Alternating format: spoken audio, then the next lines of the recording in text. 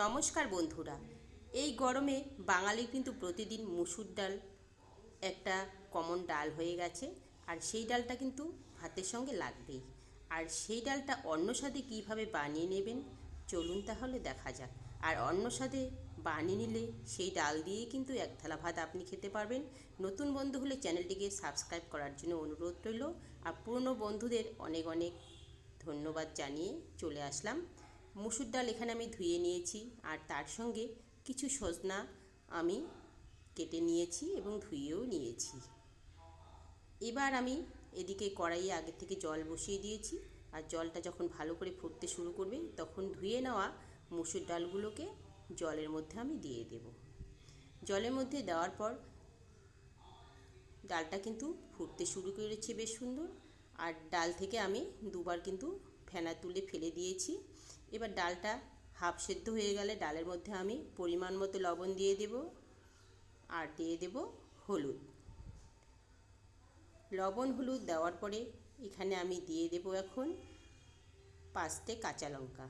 কাঁচা লঙ্কাগুলোকে আমি চিড়ে নিয়েছি। এবার দিয়ে দেব একটি পেঁয়াজ। পেঁয়াজটাকে পাতলা পাতলা করে কেটে নিয়েছি।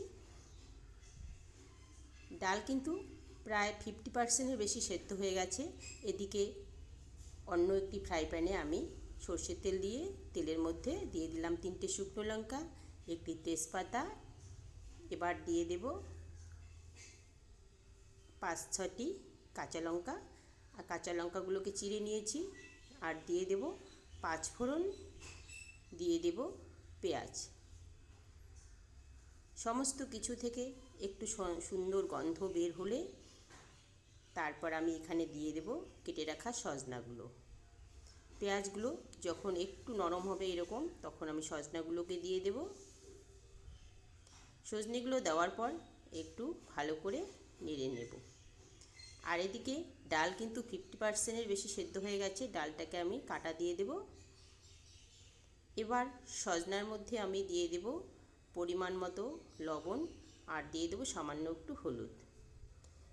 ডাল সেদ্ধর সময় যে পরিমাণ আমি লবণ দিয়েছি তাতে এখানে বেশি লবণ দেওয়ার প্রয়োজন নেই, তাই অল্প পরিমাণে লবণ আর হলুদ দিয়ে দিলাম।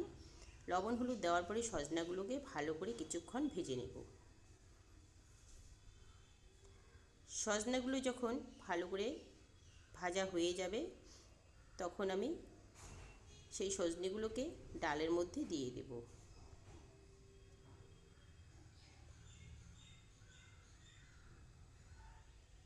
আর গরমের দিনে ঠিক এভাবে সজনে ডাল বানিয়ে নেবেন, দেখবেন এটা দিয়ে আপনার কিন্তু খাওয়া হয়ে যাবে। সজনেগুলো আমি ডালের মধ্যে দিয়ে দিলাম। এবার ডালটাকে কিছুক্ষণ আবারও ফুটিয়ে নেব।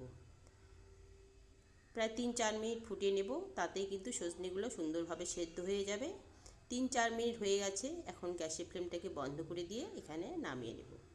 আর ডালটাকে আমি নামিয়ে নিয়েছি। দেখতেই পাচ্ছেন ডালের উপরে যে পাতলা জলটা সেটা কিন্তু একদম স্বচ্ছ হয়েছে। আর এই রকম যখন স্বচ্ছ একটা জল ভাব দেখা যাবে তখন দেখবেন ডালের স্বাদ কিন্তু আপনার অপূর্ব হবে। Thank you.